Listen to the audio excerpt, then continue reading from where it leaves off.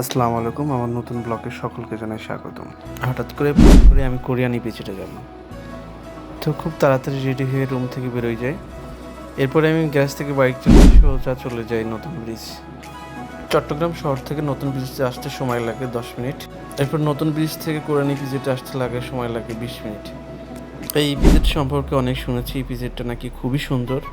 অনেকদিন ধরে আসবো করে আসা হচ্ছে না। ভিতরে ঢুকে দেখি দুই পাশে গাছ আর মাঝখানে পিচ ঢালা রাস্তা। রাস্তাটা দেখে আপনার মন ভরে যাবে, এই এত দূরে আসার ক্লান্তি দূর হয়ে যাবে। এরপর কিছু সামনে দূর যাওয়ার পর দেখতে পাবেন এক পাশে পাহাড়, আরেক পাশে হচ্ছে সারি সারি করা বিল্ডিংগুলো খুবই সুন্দর ছিল।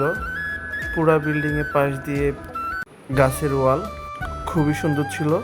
তারপর একটু সামনে যাওয়ার পর এই যে এটা হচ্ছে হাতি চলাচল করার রাস্তা।